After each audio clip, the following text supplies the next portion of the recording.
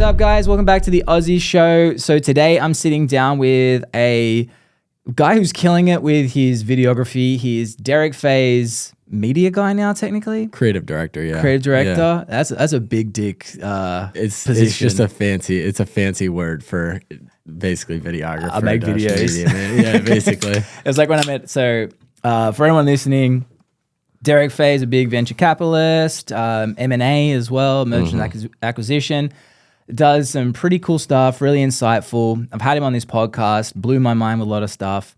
And James, which is funny, for ages I thought your name was Jamie because I didn't see the S. It's like, you got weird spelling, dude. It's such a weird spelling. I've been bullied for it my whole life, pretty much. But yeah, so many people.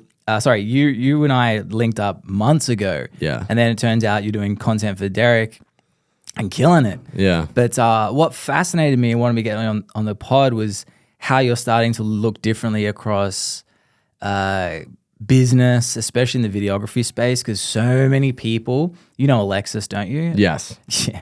So many, like even just today, he posted this thing about a conversation. This guy has 3 Red cameras and charges $500 a shoot.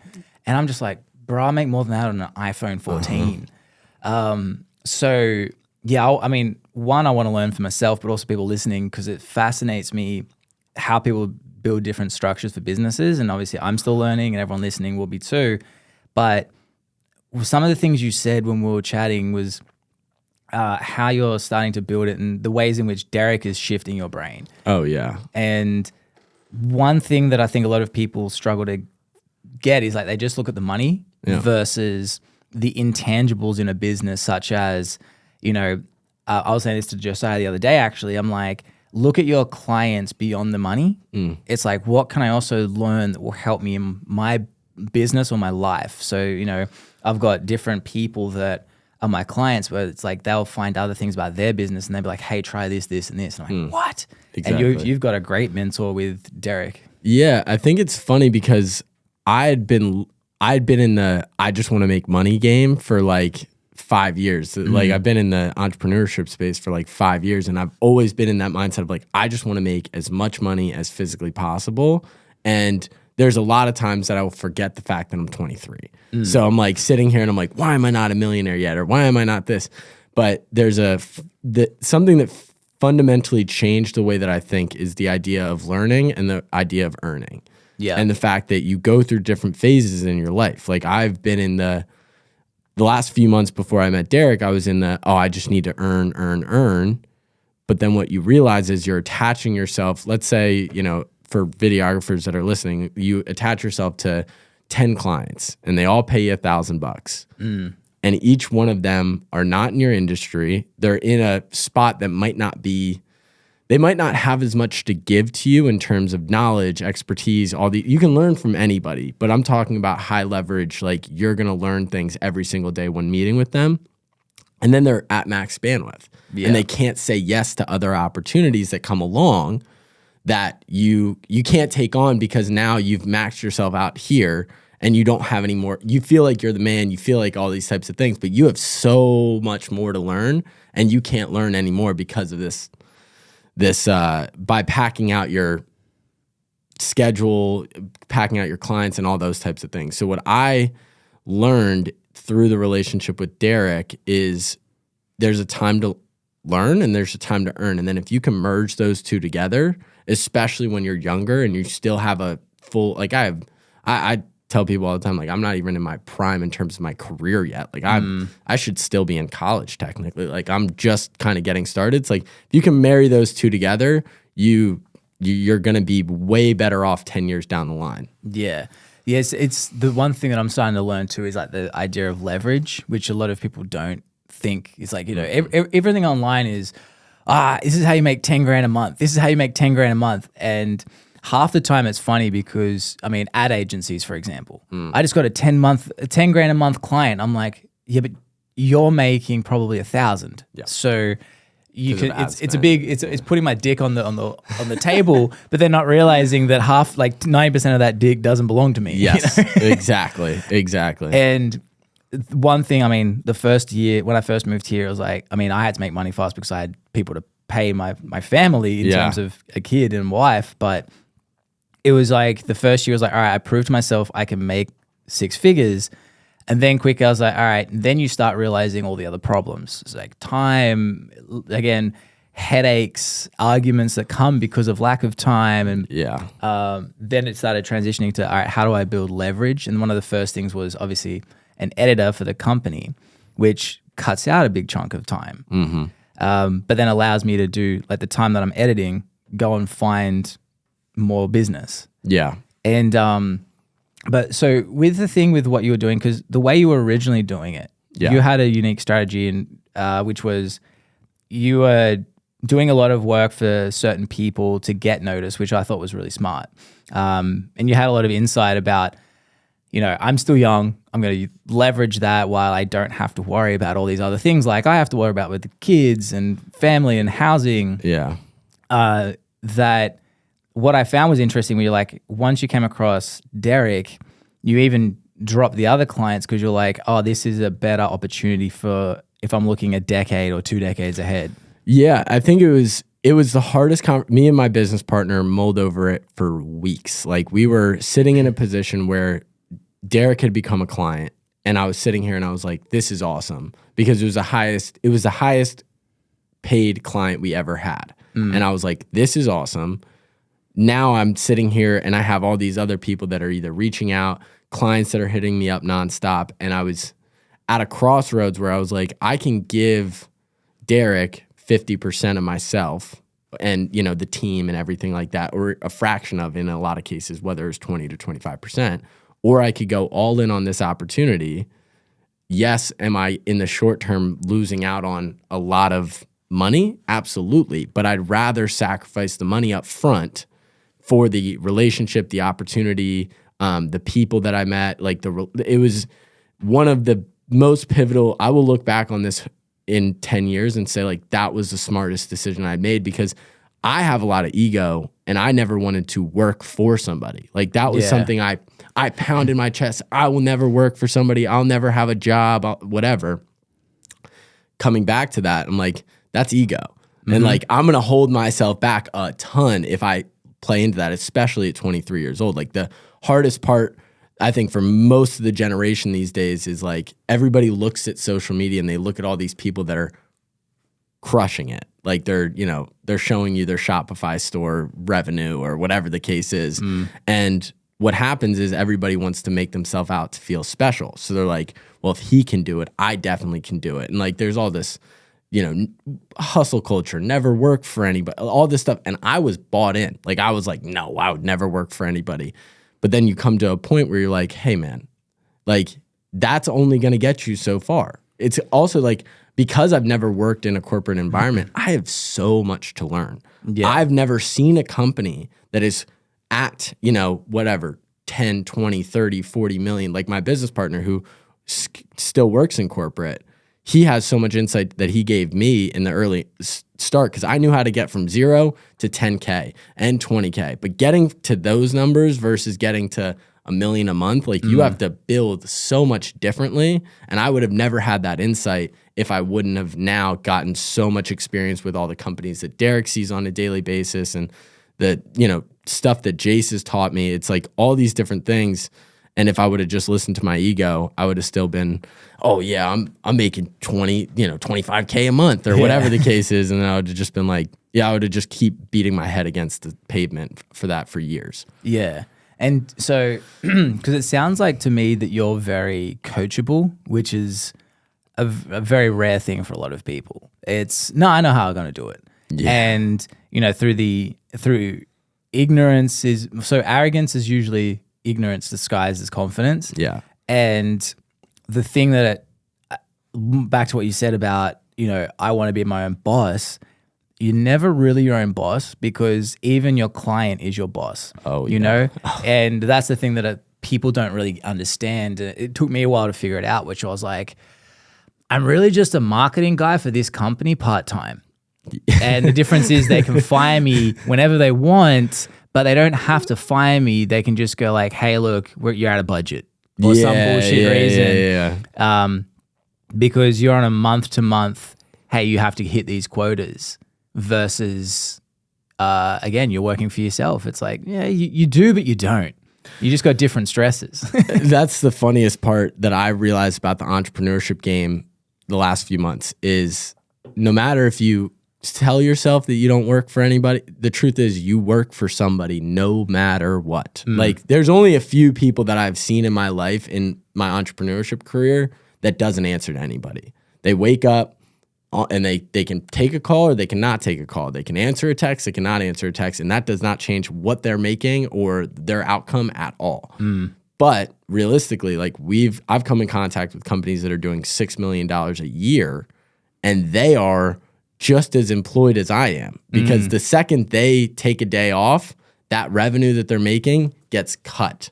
And it's like when you think about it like that, and what you said about the clients is like, I can relate to that at such a like level, especially somebody that you cherish your fitness and everything like that. Like there was coming a point last year that I was doing anything.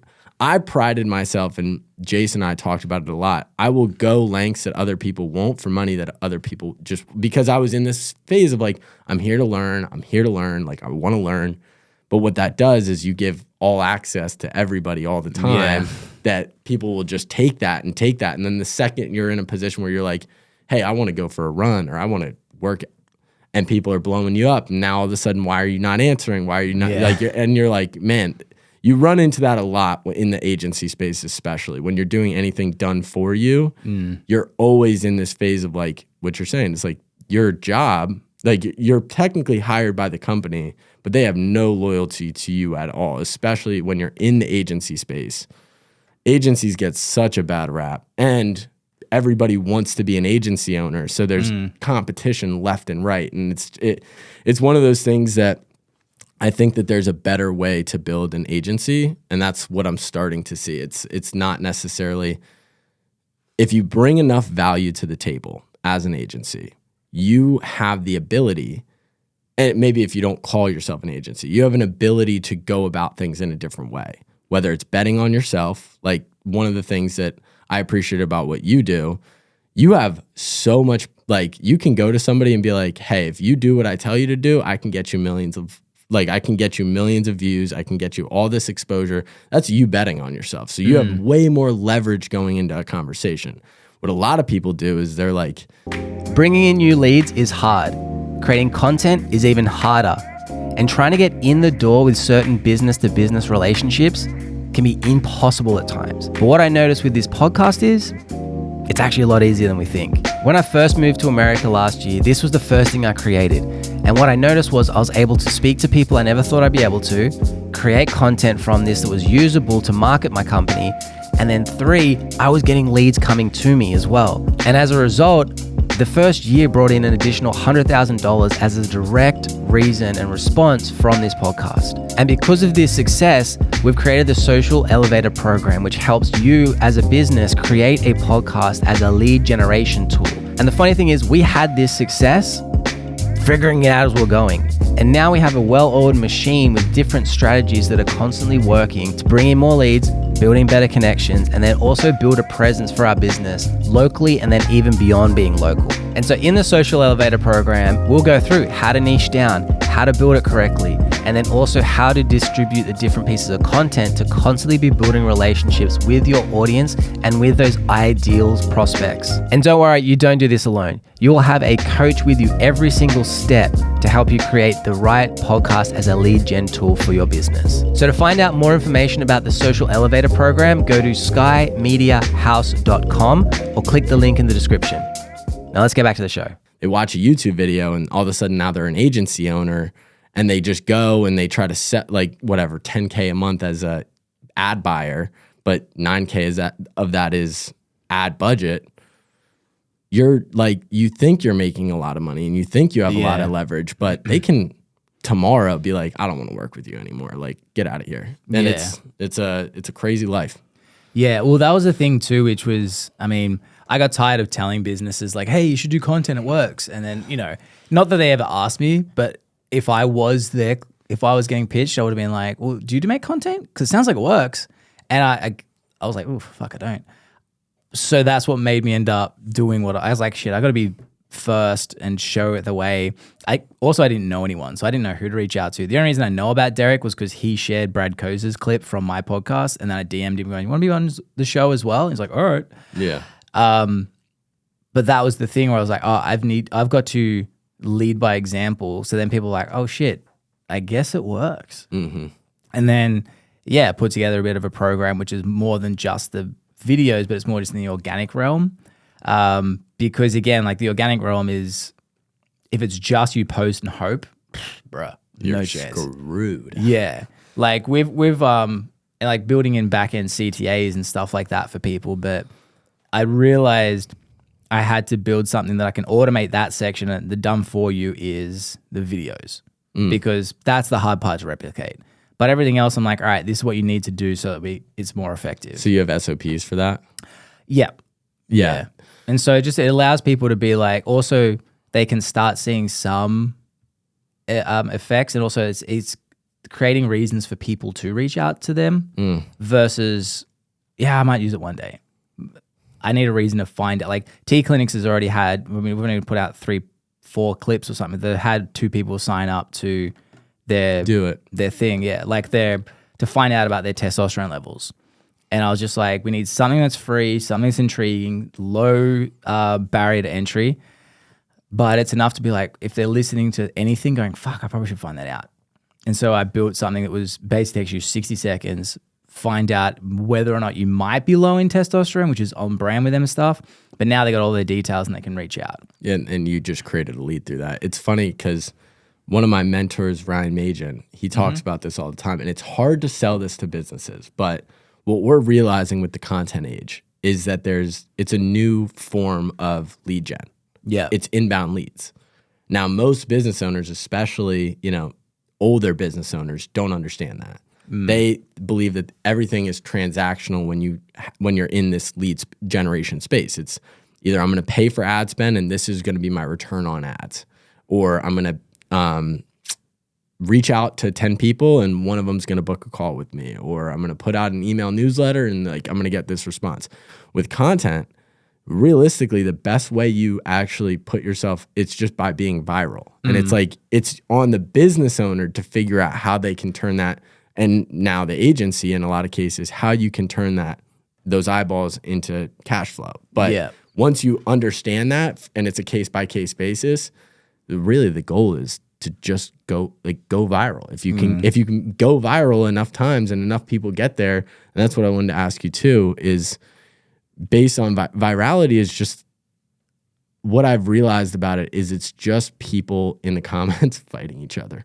Yeah, I've like all my viral clips that have 1 million plus, there's always something that's pissing someone off. It's so funny. And it's kind of sad. Yeah. But the viral thing's a funny thing because I think some people go for like, oh, I want 1 million views, I want this, I want that. But it's more about building yourself a community online. Yes. And you can do dumb shit that everyone resonates with, but it has nothing to do with your business. And it's all like, I don't get it. Yeah. Like at least with the Elon Musk clip that had that's had 8 million on my channel, and then probably everyone else has ripped it. It'd be over 30 million. Yeah. I'm at least talking about marketing. Yes. And that's what I saw. Well, I think it's funny because this is the thing that I've realized about, like, take Logan Paul for an example. Logan Paul does things to go viral. Yeah. He, as himself, is not viral. Like, if he sat down and it was just him with no guests on a podcast and he just had to sit there and talk to a camera, the chances of virality, unless he's using other people's names or whatever the case is not very likely. And I think you see a guy like, you can take Andrew Tate for an example. He doesn't do, like, yes, does he play a character? Yes, does he turn up his personality 10 times? Yes, but he doesn't do anything in terms of actions to go viral. He just talks. And his stances and everything like that. So what you're talking about is where people are just doing things. They're like, oh, this will go viral. Of course it will. Yeah. But is that necessarily something that's effective for you? Is it you communicating a great point that's going to piss people off? Yeah, then that's it. Like, then go for it. But if it's just you doing a silly dance or something, my biggest pet peeve on TikTok is the people that are like, use this viral audio or whatever the case is. I'm like, that go ahead, but you're going to look like every other person out there that's using that same viral audio. Like it doesn't make any sense to me. It also doesn't build relationship. And that's what we're trying to figure out now as well. And through bits and pieces of content is a lot of people, again, they care about the numbers. And don't get me wrong, I care about the numbers. But I mean, we did a clip of using that guy like being really sensual with a petrol gaze. I mean, that's got nothing to do with what I'm doing. But it was like, I mean, what? It took us 5 seconds to film, Josiah. It was literally like I was at the gas station. I went, all right, I need you. Like he's in the passenger seat. I go, got my daughter out. He literally, I go, hold the phone there. He goes, all right, cool, just record. And he wasn't, I don't even know if you were looking. Like, you're just like, yeah, whatever. Yeah. And I just acted it out, then cut it up, and boom, like, 500K views. But that, cool, it was great. But it was also like, I mean, it's got nothing to do with what I do in my business. But what helped me is part of my thing is I have a family. So the people that do follow me know what I do. Like, oh, your daughter's so cute. But I think from a marketing perspective, yes, do you specifically, as somebody that's trying to create inbound leads through content, need to have a direct like call out to your business? Yes, but also that's your business card. You get to show people like whether it's related to your business or not related to hey, I do this. Like I can look at an opportunity on social media and be like, I can create virality from that. And that's a skill. And not a lot of people are slowly coming to the understanding that the more eyeballs on them, the better.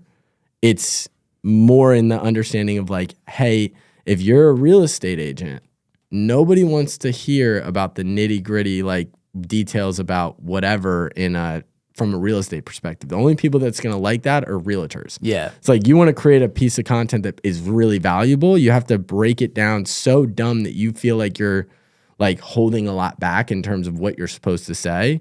And you don't need to make yourself look smart. You don't need to do any of those things. You just need to say something that is either valuable enough for people to share or it's controversial enough for people to argue with you. And if you hit either of those pieces, congratulations, you'll get all the eyeballs you want, realistically. Yeah, it seems like shareability is the thing now that's the algorithms are preferring at least. Because everything I look at that goes full viral, the sharing ratio is very high. Yeah. And I mean, that's what we're always trying to figure out is like what makes someone go, I got to share that.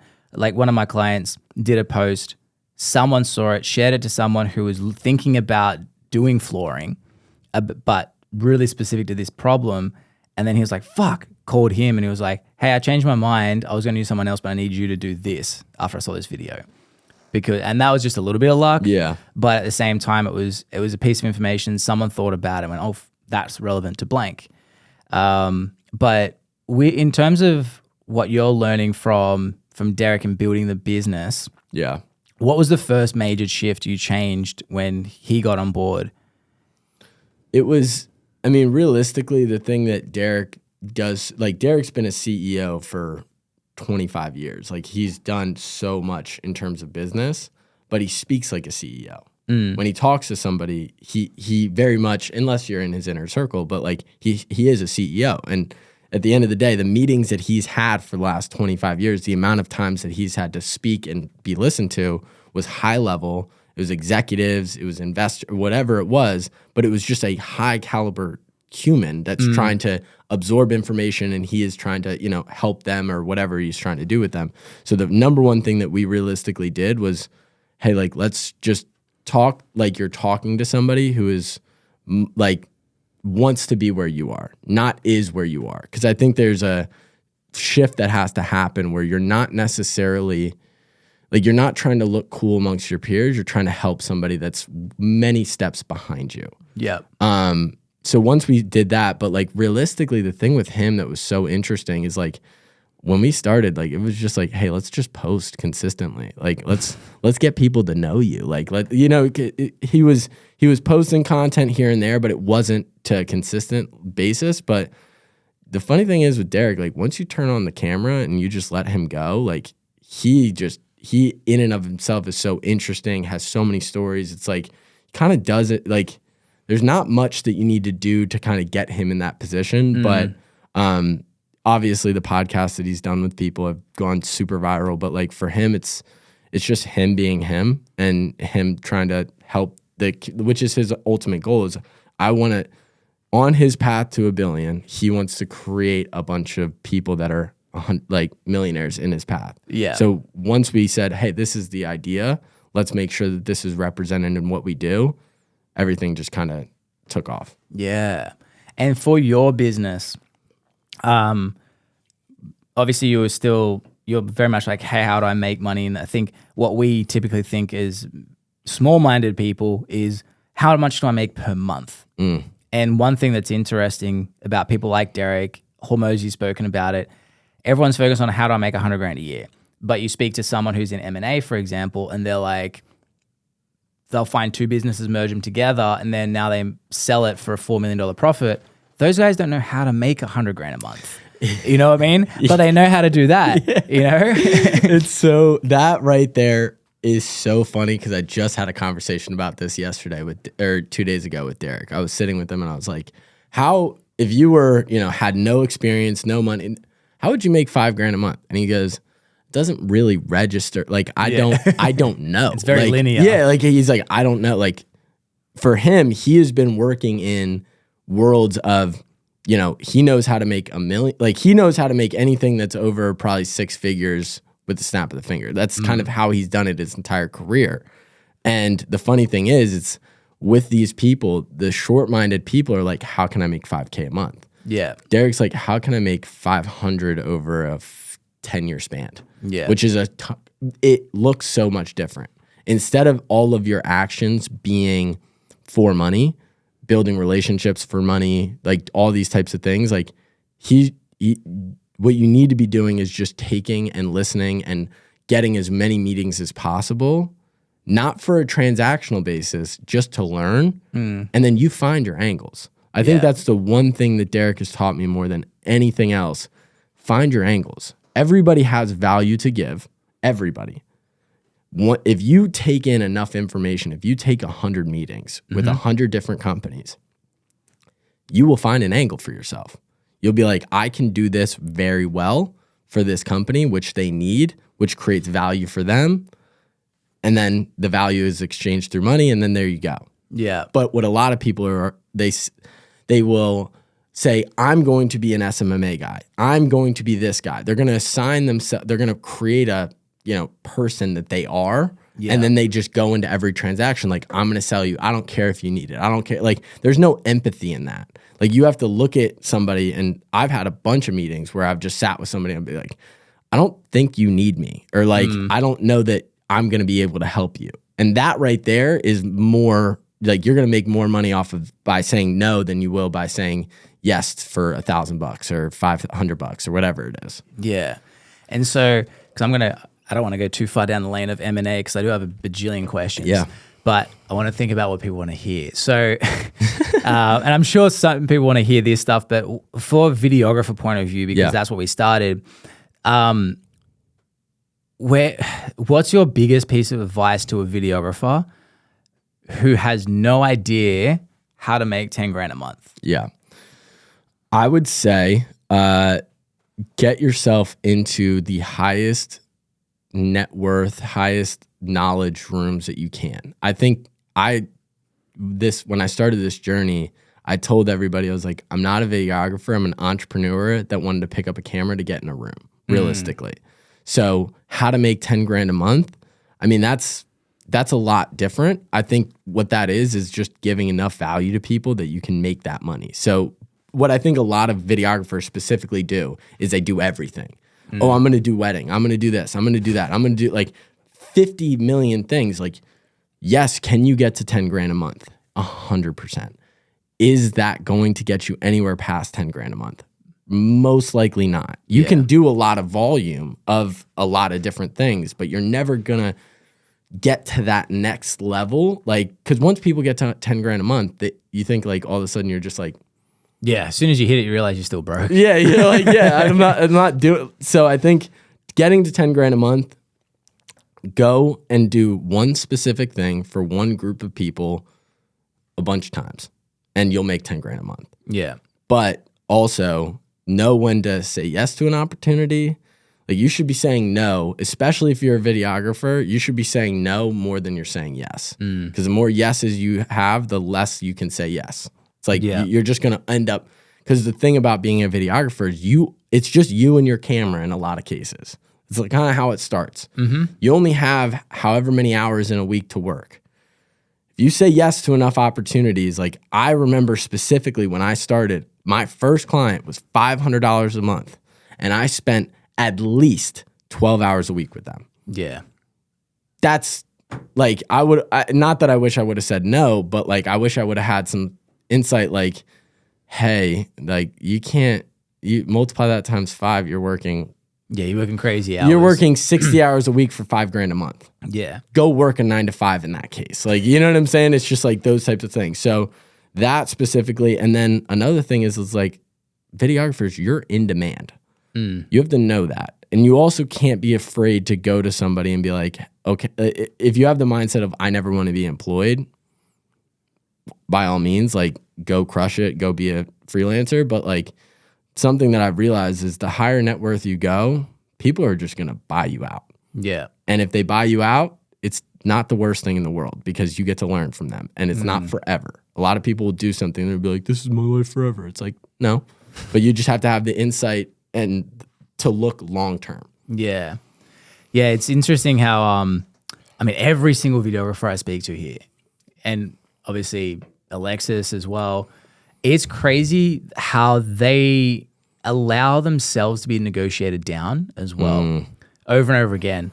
Like I'm yet to find outside of you and Alexis people who know their value. Yeah. Like I remember speaking to a friend of mine and he was just like, yeah, I think I'll make $100,000 this year. And I looked at him and I was like, you're 5 years in the game, dude. I was like, I did that year 1. And that wasn't to brag. I was just like, oh shit, he's focusing on the wrong things. And part of it was he was focusing on, people ask, hey, what do you charge? $150 an hour. And so it's such a weird way to price yourself out because it's like, all right, well, cool. What happens if you get all the stuff you need in an hour? Because you're very good at it. Now you just charged $150 for something that if I was a novice and a noob, would have taken me 3 hours and I would have been paid more than you by being worse at my job. And that was the first thing I said to him. I was like, dude, you got to charge a package and know what you're packaging. But again, he just turns up, films anything, does whatever. And look, those guys, for sure, they will find work because a constant thing I get is like, oh, you're very expensive. And I'm like, well, do you want good or do you want whatever? Because I can turn up and just film on a phone and do nothing.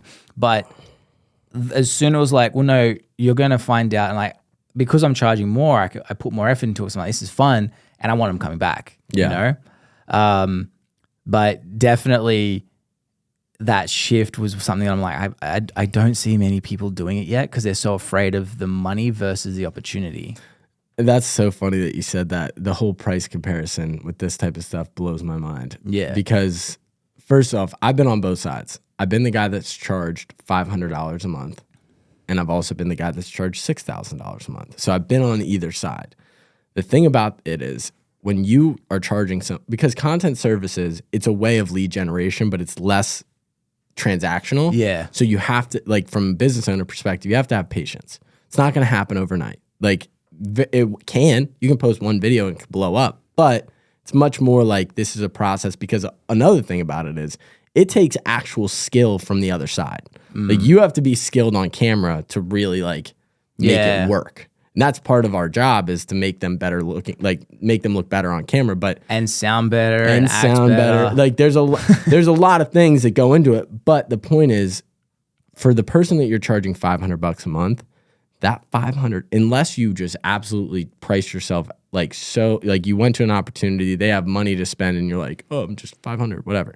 But the $500 a month client, that money means way more to them than the $6,000 a month client, which is a really weird way to look at it. But like $500 a month for somebody that's making $5,000, that's 10% of their income that they are putting towards you. Yeah. That's a lot.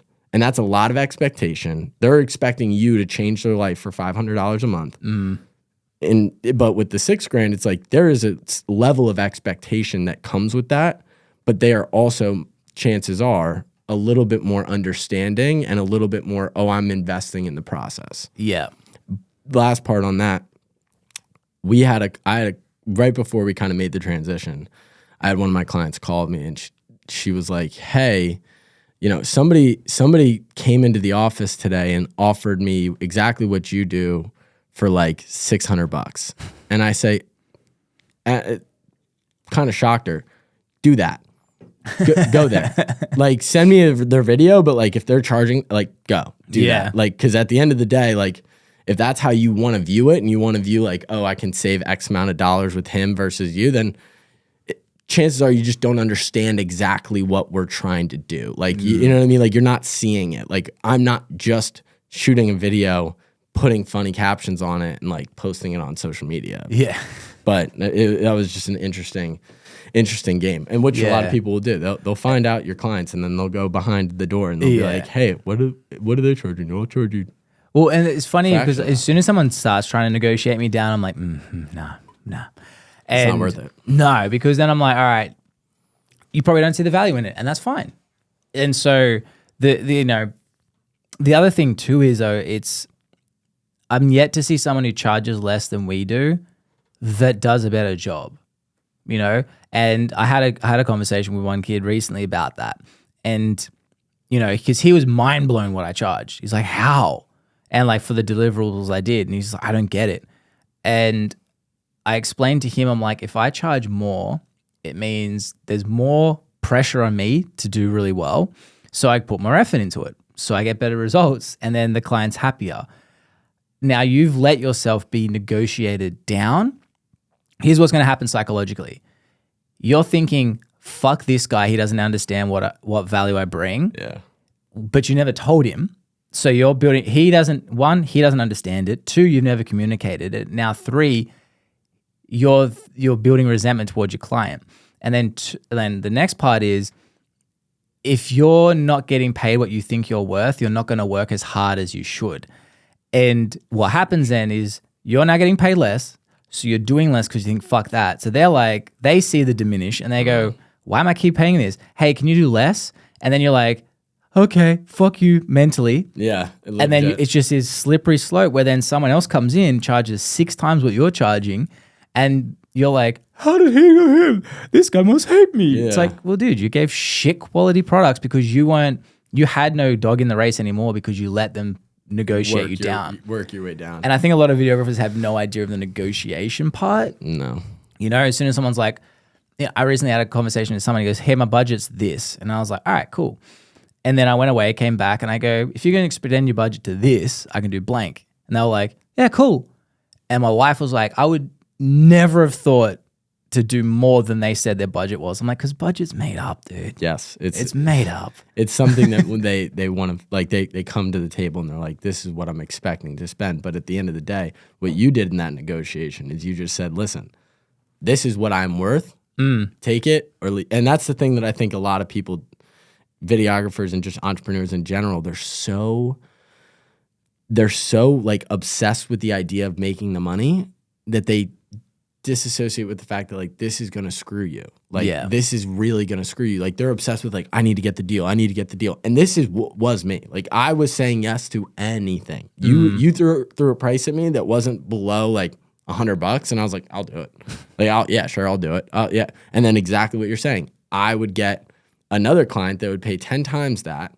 Now all of a sudden I'm like, wow, I underpriced the hell out of myself. Yeah. And now all of a sudden I'm mad at myself. Therefore, I'm not going to give enough to this guy because for no other reason that I didn't stay true to this is my price. This is what I charge. This is it. Yeah. Like it's a never ending cycle. But I think if you price yourself, but also it's like if you go into a negotiation and you allow yourself to get work down, like you don't believe in your work. Yeah. You don't believe in your work. Like you don't believe that you bring the value that you say you bring, because if you did, like if you're not negotiating with anything. You're just like, this is what I charge because I know I can change your life. Yeah. And I need that resource, money, to correctly execute what you want. That's the biggest thing I think people forget. It's like, no, I need this so that I can do blank for you. And if you don't give it to me, it's like, I can't deliver. And yeah, it's a very weird thing watching people let themselves just be negotiated down and down and down. And I get it. It comes out of desperation, but the problem is you never see those people happy, those videographers. They're always building resentment. But one thing I think people are doing now is they're not looking at building the skills like what you're saying. It's what I call the college student. You know, the one that goes in, when I get this degree, I will be successful. And then they finish it and they go, when I do this degree, I'll go be successful. And then they're at college for 5, 10, 20 years and they're a professional student basically. Yep. Where I see that with videographers and like the stuff I'm hearing from Alexis is, oh no, when I get this camera, the guy who has no fucking clue about cameras is going to see the value in what I do and pay me more. But I'm not going to negotiate it. I'm going to know that he knows what I know. Yeah. Oh my God. And it's just constantly like these guys, these videographers are buying more and more equipment instead of buying a skill, which is like maybe learn how to negotiate, learn how to price it, learn how to outsource your editing or team or something like that. And like, yeah, it blows their mind when I'm like, yeah, I charge a few $1,000s and I film on an iPhone 14. And that's it. And they're like, why the fuck would someone pay that? I'm like, because my whole pitch is you're not paying for the camera. You're not paying for the camera. I can come in, bring a camera, stroke your ego a little bit. But do you want me to just do good content? And everyone else go like, wow, that's cool videos? Because that phone is better than my camera, bro. Yeah. It has an inbuilt stabilizer. It has 48 megapixels. My camera probably has 12. I don't even know. It's that old. And I'm like, that thing is just better. And so why would I come in and just stroke your ego to be like, cool, I got a cameraman. And it's so funny because I walk in on sets and I'm just like, all right, we're ready to go. Lapel mic in. We're good. All right. Okay, now try this, try that. Great. Yeah. And they're like, he gets paid how much? Yeah, right. I mean, it's just people don't really understand the game. Like, because I had an iPhone and my buddy owned a camera. So whenever I needed a camera for any odd reason, I would go, hey man, can I borrow your camera? Like, I would just go and do that, and then I would show up. And yeah, there was like a little bit of an improvement because my phone's a little older. I think it's like an iPhone 13 or something like that. Do get the 14 Pro. 14 is the way to go. The thing is so stupid. It's like, it's overkill. Yeah. But it's great. I mean, I'm all in. It's a business expense for Yeah, you. it's a business I literally expense. put that on my company card. I was like, tax write-off. Yeah, but I think it's the equipment thing. I've been in a couple of rooms with like whatever Alex Hermosi's videographer, like all these guys, and I'm like, it's a dick measuring competition at the end of the day because nobody that is actually getting filmed knows what the hell you're using. Like, not like I'm walking in and that's my profession, and I'm like, what is that? Like, how much? What? Like, it's like, and they're like, oh, it's a such and such. Like, I got the $10,000 lens, and I'm like, yeah, why? I'm like, and half the time you're filming something, and I'm like, I mean, iPhone could do the same. Like, it's like, and a lot of times when you're talking about virality, it's not how many, like, how awesome the look is. It's there's a lot more that goes into it. It's like, by all means, if you want to spend the money on a camera, go for it. But from a client perspective, they don't know, and they definitely don't fucking care. Yeah, not at all. And it's also, people put so much focus on the tool, but like, I can have a hammer. If I'm blind, I ain't finding that nail. No. You know? And that's what people are paying you for. They're not paying you for the hammer. They're paying you for the freaking ability to use it and use that tool in an effective way that they can't. Yeah. And that's my whole pitch is, and I literally started off, I'm like, just so you know, I'm rocking up with an iPhone 14, bro. And they're like, why? And then that opens up them being open to, also, it blows their mind. The confidence you got to have to walk in there like that. You're like, listen, I'm charging this price. I'm walking in with just this, like a phone, and I'm going to do better than any of these other guys out there. That's confidence. And it also, like, when someone has an expectation and you're like, that exact expectation, I'm going to go completely against that and do the thing that you think sucks, and I'm this confident about it, it builds more intrigue because they're like, what do you mean? And then when you explain, I'm like, dude, you can go film yourself if you want. You're paying me to do this stuff you can't do. Yeah. Because I'm like, honestly, dude, if you're just looking for a pretty video, buy an iPhone or get your friend's iPhone. And I think that's where they start seeing the value where they're like, you know, it like, I explain to them like, hey, editing that took this long. And they're like, fuck. And then they go, oh, I see the value. Versus, I just threw it together, chucked some did the captions app. They're just like, all right, cool. Why am I paying for it? But so what's the step you're doing now? Because you just hired an editor. Was it a full-time editor? Or what's the structure you're doing with that? So here's what we're doing in terms of building the team.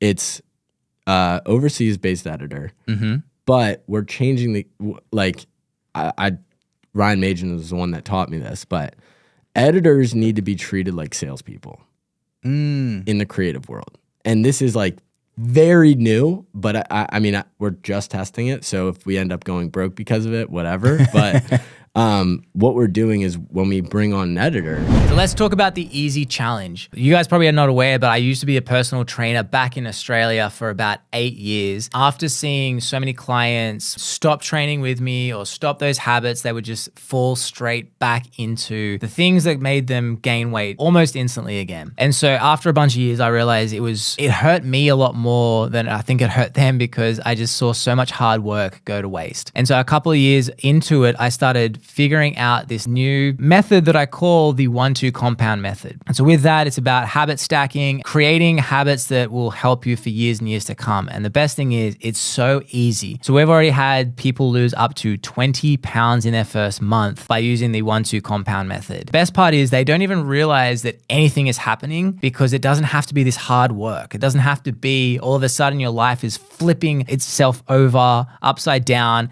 and you have to focus on 20 different things. Instead, you're gonna have a one-on-one coach who will guide you every single step of the way so that you don't have to think. All you gotta do is just do the next thing, tick that off for 30 days, and the next thing, and after time, what you will notice is the weight will just start coming off. Now, this is not just for people who are trying to lose weight, also people trying to tone or just change some habits so that they don't ever feel like they're being miserable through a diet. Because let's face it, diets do not work. So to find out more about the Easy Challenge and the 1-2 compound method, all you've got to do is head to my Instagram at Aussie Blake Doyle. Now that is OZ, or you guys call it Z, don't you? You call it Z? All right. OZ Blake Doyle. And then slide in my DMs and just write easy. Now let's get back to the show. You need to come in ready to go. Like you need to come in competitive. Like I want to produce something great. And then what we do in our system is we incentivize that. Yeah. So if you can get a video to get 100 or 1 million views, we'll give you a decent chunk of money to do that. And like the guy that's been with us overseas, he's been with us for 6 months and he started at nothing. Yeah. At nothing. So it was purely incentive based. It was no. We didn't even do incentive based at that point. He was getting paid just like he had a Fiverr ad out. Yep. And it was like, this is my price. I'm whatever, $10 a video or something like that. And we're like, okay, we need you to do X amount of videos. And then slowly as he continued to improve his skill, we were like, okay, if you can do X, we'll pay you Y. And he just slowly worked himself up. Now he is making an incredible amount of money in terms of an overseas editor because over there, the US dollar is 3X what there is. Or like whatever that is. It's like their currency. What country is it? Egypt. Oh. So it's like we just got rid of an Egypt guy. yeah. Well, I don't well, no alignment. It's different guy. He was with us 2 months ago. Yeah, okay, gotcha. But from a sales perspective, when you bring on a guy, because they're in demand right now. They're in demand to a high level. If you can get in and you say, if you crush it, we're gonna give you performance incentives. Yeah. That's when you get those people that are really like wanting to go after it. So and then in a month we'll hire a US based editor. Or at the start of the month we'll hire a US based editor. They cost more, but they get the same performance incentive. Yeah. Yeah, because I find the tricky thing to teach is storytelling and timing. So a lot of them can do, again, the thing, but you know, I know straight away, at least for a video from my page with only 5,000 followers, I know the hook that'll get me 10,000 plus. In terms of, I'm not saying like, oh, you say this and blank. It's more just once I see something like a clip, and we'll take clips from like the podcast, for example, sometimes I'll post one that isn't a good hook because I'm just like, I don't think this will go well. Yeah. Even though it's good information. And now it's like, yep, didn't do well. I was like, okay, cool. I'm starting to get a thing. I think we always want to push the stuff that we think will do well because we want that ego boost. Whereas I want to know, like, do I have an eye for this or am I just bullshitting myself? And that's the thing I'm trying to get with the editors, which is tricky, which is like, hey, how about we look back? What's working? What's a good hook? What makes you want to listen to it? And also like the story of the short as well. And that's the hardest part to teach them. You can teach them the things, the beats, but I would just be like, hey, maybe don't go for retention like TikTok. Yeah. Boom, let it breathe. And like that Elon Musk video, my editor, she nailed it. Like she put 4 hours into it. Yeah. Into a 50-second video. But I said to her, I'm like, can you see how that worked? Yeah. All the little things we did, like we put Elon Musk's face and then the title, do you know how start of smart the he video. is? Yeah, it yeah. wasn't my face. Yeah. Do you know how smart he is? That's going to make people that love Elon go, ooh, I want to know. And people that hate him go, oh, here we go. Yeah. Here's another dick like Yeah, wank. yeah. But then it had certain beats and even the music, like it wasn't just slap a song underneath. And it was, but I think something that struggled with her, it was just, it's the time. Yeah. It's fun when you get that little adrenaline thing and then it's like, oh, fuck, back to it again. Back to it again. And keeping them motivated is a tricky thing. Well, that's where the performance incentives comes in. Yeah. Because when they start acting like a salesperson, like from an editor perspective, they demand a certain price to do it. But for them, it's how quickly can I get this done to where it looks how it needs to look, and then I can just move on to the next thing. Yeah. Well, and that's when you're paying somebody on a per video basis. That's how they think. Yeah. When you tell somebody, hey, this is your standard output for a day. You need to come into this like however many a day. But if this one hits 1 million, you're going to make $500. Now all of a sudden, they are now incentivized to not only acquire the skill to do it, but they're going to try to do that at a high output. Yeah. So it's not as much as like, oh, this one video is going to, because one of the things that Ryan Majan talks about a lot, it's like the editing matters. It does. But not as much as a story that's told in the 100%. Background. Like you can throw white standard captions on a captions app on an awesome fucking story and it will take off. Yeah. The editing needs to give context. So if it gives context, if it helps connect dots for people and it makes sense for them, that's where you see it. So it's not as much as like I tell our editors all the time, it's like, I don't really care how long you spent on the video. Like you need to care about what the output of that video was. It's like you can look awesome. It can look like the best video of all time. But if it's not driving results, who cares? Yeah. Like it's just an ego thing for you to be like, oh, my video looks better than your video. It's like, it doesn't fucking matter. How many people are seeing it? How many conversions is it creating? At that point, you're good. Yeah. Yeah. So that's good. Because I was doing the incentives for a bit too. What problems did you see with that? They weren't getting the results fast enough, I think they thought. Like even just getting, especially on a small following, getting 10,000 views can be tricky. Yeah. And I think people don't understand that. Where it's just like, hey, grind it out consistently for 6 months and I guarantee you'll be much happier. Yeah. Versus, all right, the incentives sound great. And then a month in, it's like, what's the point? I'm like, dude, 5 of your videos hit at least the bare minimum. So I'm like, that's a start. Yeah.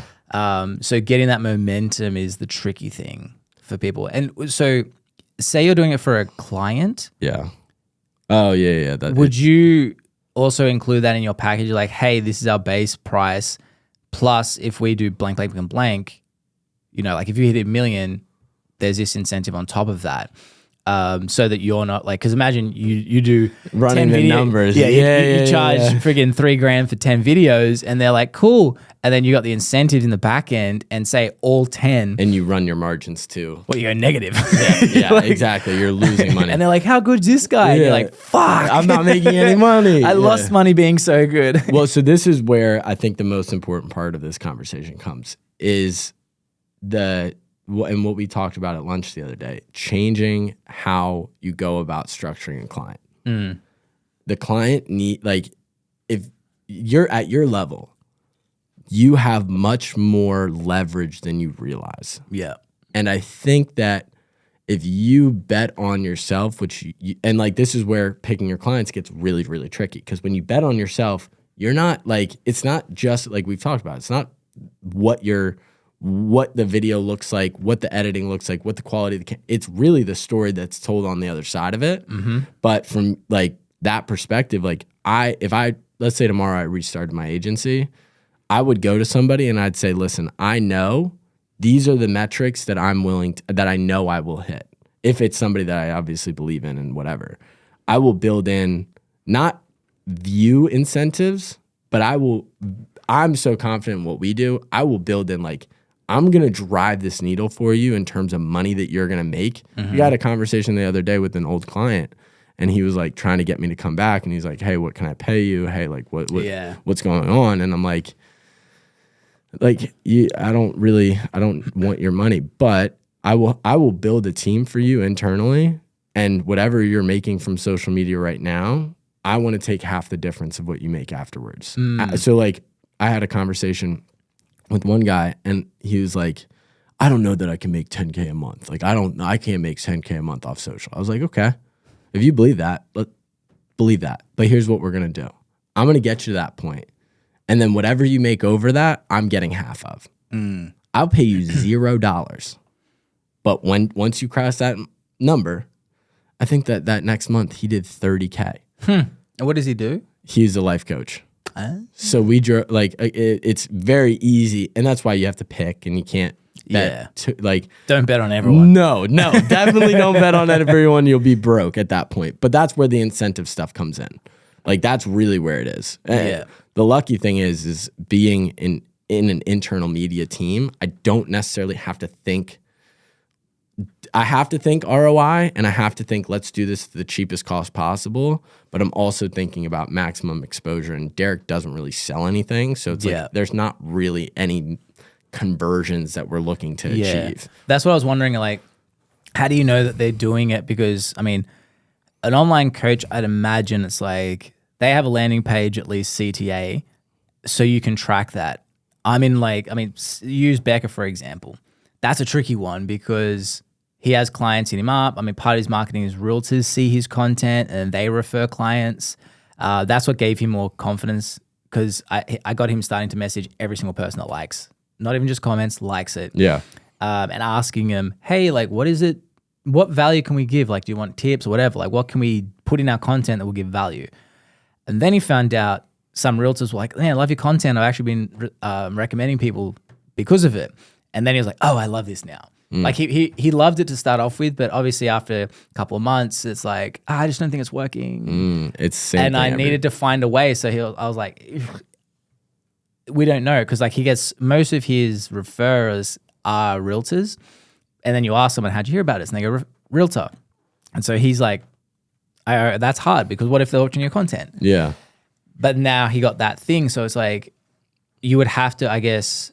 Is there anyone outside of on the digital space where you have, all right, this client that you closed, because clearly you can't trust everyone 100%, where they'd be like, oh yeah, like they know that 20 grand came in, be like, oh, we made 5 this month. Yeah. You know?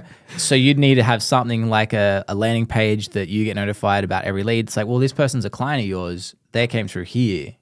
Yeah, you have to rebuild your funnel for most businesses. Like you have to have eyes on it. Like unless you're saying, hey, give me access to your QuickBooks and I'm going to track the shit myself, which not many people are open to. But I think that's where we're shifting into. I really do, because I think what's happening is there is a direct ROI on inbound content creation. There just is. People don't want to really realize it, but you have to set it up. And yes, are you going to lose money on it because somebody saw the content and then didn't necessarily go right to the link, but they talked to somebody and whatever? Yeah, you're probably going to lose money that way. But if it's, let's take the realtor, for example. How he can drive sales is probably through an email newsletter, I would guess. Like you can do that through email newsletter, whatever. But you set up something where it says, you run it as a test run. You set up an email newsletter and you say, let's say every 20th subscriber ends up buying a house. Mm-hmm. So then in that case, you can reverse engineer it and say, hey, if I get you 100 subscribers, I want X dollars, like on your email newsletter. Now for him, he knows he makes money from the email newsletter. Mm-hmm. He knows that. So it's a lot easier to be like, oh yeah, this is a direct ROI for me versus somebody who doesn't know social media, who is like, oh, if I get you 1 million views, whatever. Like it's just different. We had one client a long time ago who did the performance incentive. Like every time you get he had never touched 100K views on a video ever. And he goes, I'll give you, I think it was $100 every time you hit 100K video. And I was like, oh, okay. The first week he had 6 videos that hit over 100K. Nice. And he calls me and he goes, I don't know how long I can do this, man. Like, I don't think this is gonna work. Everyone for me loves the anymore. incentive until they have to pay. Exactly. They're like, I don't think I can do this anymore. But that's when I realized, because I mean, for him, it wasn't giving him direct ROI, or maybe it was, and he was just a shyster. But regardless, probably. Well, it's also like, I mean, numbers. It's like numbers can mean something and can mean nothing. Like Becca's made more money than any one of my clients, and he has the worst views out of everyone. Yeah. Where it's like, even I'm like, how do I get, like, what's going on? Is it his account? What's going on? Like, I have no idea. But he doesn't care. Versus, again, so there's incentives of numbers. Also, like, he's limited geographically, which happens a lot. So do you ever incorporate as well, like a paid ad? So you put out the organic, see what works. Then, all right, that one seems to resonate a bit. Let's do a paid ad, just fucking, I don't know, $10 locally. And then they're like, shit, I'm seeing results. The conversion. Or are you talking about from a view basis or like a conversion basis? Both. So yes. What we know organic, Mark. If organic goes viral, that ad will convert like nobody's business. It's just how it goes. Like we'll segue off of this later. I think paid ad businesses are gonna crumble in the next year or two, just because everything's becoming creative, everything's creative based. Yeah. But to answer your question, yes, I think in that case, I would see something that has promise. That's why I hope TikTok doesn't go away, because it's how I basically base all of my shit off of. But TikTok is crazy with the ads as well. Yeah. It's so good. But you'll see something that'll get a little viral hit, or like there's something there. I would run an ad off that directly. And then what ends up happening is, if you have a funnel set up on the back end, you have a link, you have all the tracking, you have everything built in the back end, because it's not just getting the views. That's when I would say do that. Because the thing that what's happening with ads is direct conversions aren't necessarily working as well. Like, so before we did content, we're in a mastermind community of a bunch of direct response ad people. And either people aren't answering the leads, or like people aren't picking up the phone because it's a direct conversion lead. Like either way, I would send them back to the profile, and then have the profile have a link to it. So that way they're not feeling they're being sold or whatever the case is. And then just go through that process realistically. Yeah. Maybe I'll start doing ads for myself again. I'll just use the Elon Musk video. Exactly. That was proof of concept. It would do. Everybody would be like, that's really interesting, like whatever. And then they follow their way back, and then they follow you, basically. Yeah. Interesting. You're making me think differently now. I like it. Yeah. I mean, I think the issue with being in this space is it's creative based. I'm lucky. I have a business partner who is everything that I'm not from a business mind. Like, I hate making money.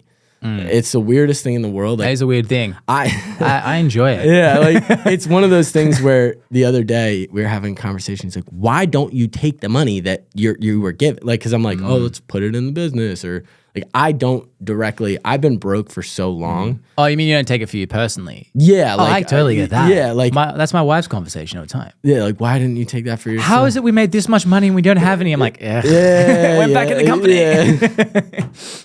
But that's the issue that I have based my life around building relationships, because that's what my superpower is. It's not picking up a camera. It's not like, I love making relationships. Well, you can go to zero, but the relationships are still there. Exactly. And everybody's like, your network doesn't, like, if you Anyone know, who says that doesn't have a good network. exactly, basically. But I've had to learn in a lot of ways to think differently when it comes to this business because agencies are dying.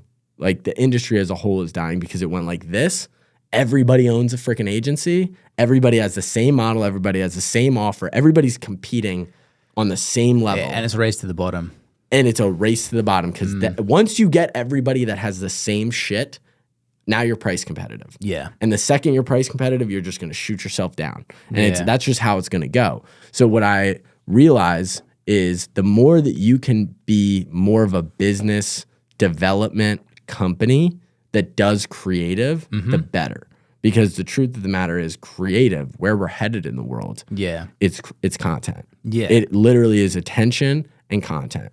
And it's not a matter of, because like what's happening with ads right now, this is what the point that I was making earlier. Ads are getting easier and easier to run. Any business owner can go in, learn how to target, learn how to do this, because the end user, Facebook, realizes the easier they make this, the less barrier to entry for other people to spend money on the platform and is. The pixel and the algorithm is so fucking smart, dude. So smart, especially on TikTok. Like TikTok, it's scary. My mate just put all these ad spend in TikTok because I told him about it. And I mean, just look into it. Yeah. I not because I knew anything. I was just like, I just hear things. I don't know what they are, but I hear good things. He was like, all right, cool. And he's just like, bro, we're making so much money. He goes, it's because the algorithm and the terms and conditions of TikTok is so invasive that they can be better. Yeah. Like they can be better than Facebook. Better. Yeah. And he goes, look, it sucks for everyone, but it's great for me. Yeah, exactly. Exactly. But with that specifically, the end user, it's getting easier and easier. So if more and more people are able to create ads, it really comes down to the skill of what the content is. Yeah. That's what Gary Vee built his whole business off of. That's all he did. He is a creative-based business. Yeah. And that's where we're headed. It's creative businesses are going to spike. Yeah. Creativity is a hard thing to duplicate. That's the really thing I'm hard. finding that's tough is like, all the creative juices I'm putting into other people's stuff is great. But again, for me, it's still a bit transactional where it's like, all right, cool. Here's your month. Boom. Where I'm like reaching this point where it's like, okay, fuck, how do I scale something? Because I want my creativity to build my business and build my, value, so to speak. How are we for time? Do we have to go soon, Josiah? Yeah. All right, sweet. He doesn't want to be late to his. He's got to get a what is a bus? Miami. He's gonna bus to Miami. Bitch. Oh yeah. But it was a short and sweet one, guys. We're going to just have you back on. Sorry, guys. This is a short, sweet one. If you found value, message me, message James. How can they find you? Jaimes, JAIMES VENZ on Instagram. That's the best place to find me. Yep, slide in his DMs. Yeah. But yeah, we'll have you back on because I've got so many more questions that I think people should hear. So guys, subscribe if you haven't already. We've always got people that are very interesting in health and business. And also we just say some dumb shit sometimes. So peace.